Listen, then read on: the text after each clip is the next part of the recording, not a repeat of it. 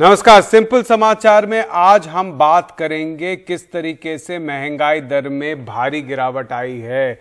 18 महीनों में सबसे नीचे आ गया है। तो हमारा खाना जो है, हम जो खरीद रहे हैं वो सस्ता हो गया है।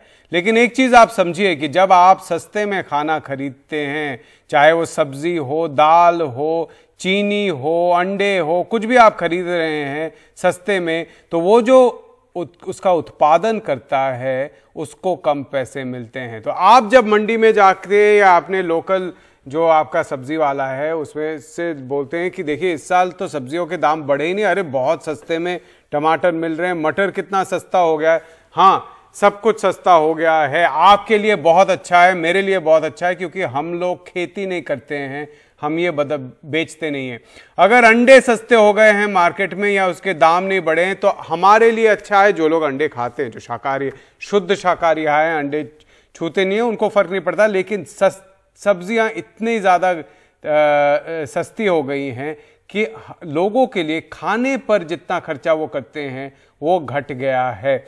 तो ये एक बहुत बड़ा फायदा जो शहरों में रहते हैं या जो खाना खरीद रहे हैं गांव में भी जो खाद्य पदार्थ खरीद रहे हैं उनके लिए बहुत बड़ा फायदा है। लेकिन जो किसान है उसके लिए एक बार सोच लीजिए, जरा खेती की तस्वीरें हम दिखाते हैं। किसान के लिए सोचिए, पूरे साल वो ये काम करते हैं, खाद्य उगाते हैं, 2-3 बार करते हैं, सब्जियां नए नए उगाते हैं, मार्केट में ले जाते हैं। जो खर्चा है वो उनको वापस नहीं मिल रहा है। जितना वो पैसा लगा रहे हैं, और बहुत बार वो उधार लेकर ये पैसा लगाते हैं। ज्यादातर किसान किसी ना किसी से उधार लेकर पैसा लगाते हैं, क्योंकि जितना खर्चा करना पड़ता है खेती में उतना आय नहीं होता है कि अगले साल उसी आय से जो मुनाफा है उसी को लगाकर खेती कर ले।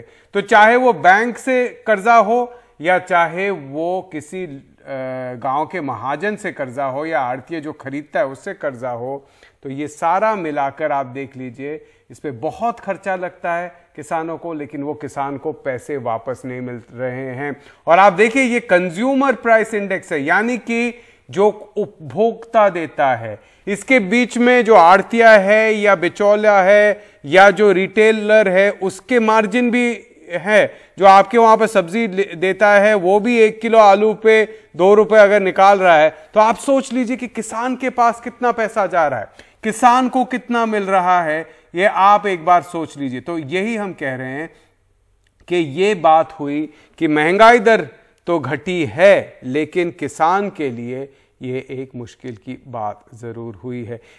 अगर हम बात करें तो महंगाई दर जो है वो ये दिसंबर का डेटा आता है, आप जानते हैं 1 महीने का डेटा कलेक्ट करके, पहले हर हफ्ते आता था महंगाई दर, अब 1 महीने में आती है और वो डेटा एक लगभग 15-20 दिन बाद निकल के आता है। तो ये जो दर निकल कर आया है 2.19%, यानी कि पिछले साल अगर दिसंबर में आपका टोटल खर्चा 1000 रुपए था तो इस साल आप सिर्फ 1000 रुपए 22,000 के ऊपर 22 रुपए और खर्चा कर रहे हैं, जो कि महंगाई दर के तौर पर बहुत ही कम है।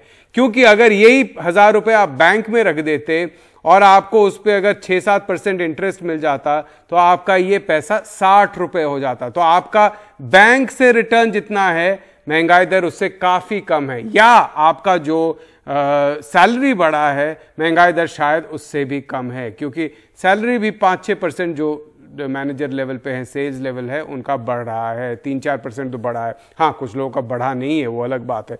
2% अगर महंगाई दर हो, ये 18 महीनों में सबसे निचले स्तर पर ये महंगाई दर है। 18 महीनों में मतलब 1.5 साल में। और आप देखिए कि पूरे मोदी काल में 2014 से महंगाई दर 2013 से कम होने लगा था, जब आप जानते हैं इंटरनेशनल फ्यूल जो पेट्रोल प्राइसेस हैं वो घटने लगे थे। 2014 से महंगाई दर के बीच से महंगाई दर बहुत तेजी से घटे।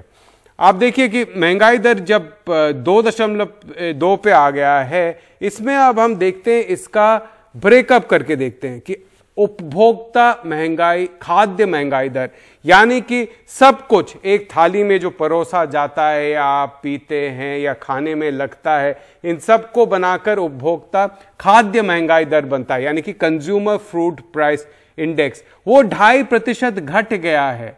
यानी कि अगर आप पिछले साल खाने पे महीने में दिसंबर में 1000 रुपए आपने खर्चा किया है, इस साल आपने सिर्फ 975 रुपए खर्चा किया, यानी कि 25 रुपए 1000 में से आपके पॉकेट में बच गया। याद रखिएगा, वही 25 रुपए कम जा रहे हैं पूरे फूड चेन में, मतलब किसान से लेकर आढ़तिया से लेकर आपके लोकल सब्जी वाले तक, सबके पास अगर देखें तो 25 रुपए कम जा रहे हैं। तो आप सोच लीजिए किसान के पास शायद 40-50 रुपए यानी कि 100 रुपए भी कम जा रहा होगा। दाल एक टाइम पे बहुत महंगा हो गया था, आपको याद होगा, सरकार को बेचना पड़ रहा था। और जब ये प्राइस सिग्नल कहते हैं हम, जब किसान देखता है अच्छा इस चीज पे मुनाफा अच्छा हो रहा है तो वो क्या करते हैं कि ज्यादा बोते हैं दाल। अगर उनके पास इतना एकड़ लैंड है या 2 हेक्टेयर है तो उस पे पहले अगर 1 हेक्टेयर में दाल बो रहे थे, अब ज्यादा बढ़ा देते हैं, यानी कि सोइंग एकरेज बढ़ जाता है। दाल बढ़ गया है, सप्लाई बढ़ गया है, तो 7% दाल का दाम घट गया। जो 100 रुपए में मिल रहा था पिछले दिसंबर में, वो आपको 93 रुपए में मिल रहा है, सस्ता हो गया। हम सब सोचते हैं कि दाल के दाम बढ़ेंगे, लेकिन वो सस्ता हो गया। सब्जियां देखिए, सब्जियां कितनी सस्ती हुई है। अगर आप महीने में 500 रुपए खर्चा कर रहे थे सब्जियों पर, 500 रुपए खर्चा कर रहे थे पिछले साल महीनों में, इस साल आपने सिर्फ 420 रुपए खर्चा किए। 420 रुपए, क्योंकि 16% यानी कि 500 में से 80 रुपए घट गया है इस साल। अब आप देखिए कि अगर हम चीनी का भाव देखें, चीनी का भाव आप देखिए तो वो 9% घट गया है। चीनी जो आप चाय में डालते हैं, कहीं पे भी डालते हैं मीठे में, एक टाइम पे चीनी की किल्लत हो जाती थी कि लोग कहते थे कि चीनी का भाव बहुत बढ़ गया है, चाय में चीनी थोड़ा कम डालना है, इतना ज्यादा पैसा लग रहा है चीनी में। अब चीनी सस्ती हो गई है। चीनी 100 रुपए अगर पिछले साल 1 किलो चीनी, 100 रुपए आप महीने पर चीनी में खर्च कर रहे थे, इस साल आपको 91 रुपए 90 रुपए खर्चा करना पड़ रहा है। ये हुए खाद्य पदार्थ। जैसे मैंने पहले भी बताया, टोटल खाद्य उपभोक्ता मतलब खाने के दाम, जो भी खर्चा हम कर रहे हैं, एक थाली में परोस रहे हैं, साथ में लस्सी दूध जो भी आप ले रहे हैं, इन सब को मिलाकर 2.5% घट गया है आपका खर्चा। लेकिन किन चीजों पर, ये रहा आपके सामने, 2.5% खाने का जो खर्चा था वो घट गया है। लेकिन क्या महंगाई दर सब चीजों में घटी है? आपके बच्चे अगर स्कूल जाते हैं, उसका पिछले दिसंबर के तुलना में 8% बढ़ गया है। 8% आपका खर्चा बढ़ गया है। अगर आप किसी प्राइवेट स्कूल में भेज रहे हैं तो हो सकता है वो 10% हो गया हो, 12% हो गया हो।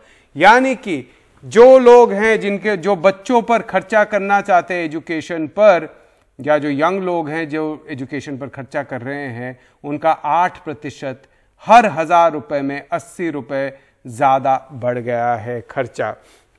हाउसिंग, इसमें रेंट हुआ, जो खर्चा हुआ, इसका 5% बढ़ गया है। अगर आप पिछले साल 10,000 रुपए रेंट दे रहे थे, इस साल आपको 500 रुपए ज्यादा देना पड़ रहा है, 10,500 देना पड़ रहा है, क्योंकि 5% बढ़ गया। 10,532 रुपए ज्यादा देना पड़ रहा है। अब आप देखिए स्वास्थ्य पर, यानी कि मेडिकल खर्चा एक बहुत बड़ा खर्चा होता है जिसको हम कभी काउंट नहीं करते हैं, क्योंकि मेडिकल खर्चा अचानक आता है। उसमें कभी आपको बीमारी हो जाए, थोड़े बहुत घर में आपके मेडिसिन रहते होंगे, थोड़ा क्रोसिन रहता होगा, थोड़ा डाइजीन रहता होगा, लेकिन बाकी चीजें आप खरीदते हैं जब डॉक्टर कहते हैं कि ये ले लीजिए। डॉक्टर के पास जाते हैं तब आप खरीदते हैं, अस्पताल में जाते हैं तब आप। ये 9% बढ़ गया है। 9% मतलब ऑलमोस्ट डबल डिजिट इन्फ्लेशन। 9% खर्चा आपका बढ़ा है मेडिकल पर। साथ में ईंधन और लाइट, जिसको कहते हैं, इसको कहते हैं फ्यूल और लाइट बोल के एक कैटेगरी होता है। आप वेबसाइट पे, मिनिस्ट्री के वेबसाइट पे जाकर देखते हैं तो ये 4.5% बढ़ गया है। 4.5% ईंधन और लाइट के दाम बढ़ गए हैं। अब आप देखिए कि मैं सब कुछ मिलाकर अगर देखूं तो जो किसान है, किसान के बारे में सोचिए, किसान ने अगर कुछ बेचा है उसको 2.5% कम मिल रहा है। अगर वो सब्जी बेच रहा है 16 से 20-30% कम मिल रहा होगा। अगर वो अंडे बेचता है तो उसमें गिरावट आई है 4% की। अगर वो दालें बेच रहा है तो उसमें गिरावट आई है 8% की। सब चीजों को मिलाकर 2.5%, ये 2 से 2.5% कम जा रहा है पूरे फूड चेन में। अगर आप किसान तक देखेंगे तो 5-6% कम आय हो रही है। लेकिन अगर उसको एजुकेशन पे खर्चा करना है, शिक्षा पे खर्चा करना है, अगर उसको मेडिकल पे खर्चा करना है, उसके खर्चे बढ़ गए। उसको अगर ईंधन पे खर्चा करना है तो उसके खर्चे बढ़ गए। इसका मतलब किसान के खर्चे बढ़ गए और जो हम लोग हैं उनके खर्चे कम हो गए, ज़्यादा कम हो गए, क्योंकि किसान की आय घट गई है, हमारी आय उसके तुलना में बढ़ रही है। एक चीज़ मैं आपको बता दूं, उन तस्वीरों के साथ हमारे पास कुछ नीचे के बैंड में कुछ डेटा आपके सामने हम फिर से पेश करते हैं कि जो एक्सपोर्ट है ये दाम इतने घटे क्यों हैं? क्योंकि एक्सपोर्ट बहुत तेज़ी से घटे हैं। पिछले कुछ सालों में चाहे वो सब्जियां हो, फल हो, इन सब के एक्सपोर्ट्स में बहुत तेज़ी से गिरावट आई है। आप देखिए कि दाल उत्पादन वैसे रबी सोइंग में बहुत कम हुआ है, इसका मतलब उत्पादन में गिरावट होने वाला है, इस बार भी हुआ है। अगर हम देखें कि सब्जियों के एक्सपोर्ट में कितनी गिरावट आई है, सब्जियों के एक्सपोर्ट में लगभग 17%, सब्जी और फल के एक्सपोर्ट और निर्यात में 17% गिरावट आई है। और अगर हम मीट, पोल्ट्री और डेयरी प्रोडक्ट, जैसे मैंने बताया आपको, अंडों के दाम में गिरावट आई है, मीट, डेयरी और पोल्ट्री प्रोडक्ट में 24% गिरावट। इसका मतलब कि जो किसान हैं या जो डेयरी चलाते थे या जो एनिमल हस्बेंड्री करते हैं, वो जो बेचते थे एक टाइम पर, फॉरेन मार्केट में भेजते थे, वो अभी नहीं बेच पा रहे हैं, क्योंकि बहुत किसान कह रहे हैं कि जो लाइसेंस जरूरी होता है बेचने के लिए वो उनको नहीं मिल पा रहा है पिछले कुछ सालों में। ये जो गिरावट आई है, इससे साफ है कि हम लोग तो कम दे रहे हैं, लेकिन किसान जो सबसे हमारे लिए खाना पैदा करते हैं, अन्नदाता हैं हमारे, उनको परेशानी हो रही है इससे। तो इसीलिए हम कह रहे हैं कि खाना तो हुआ सस्ता, लेकिन किसान का हाल है खस्ता। आज का सिंपल समाचार यहीं तक।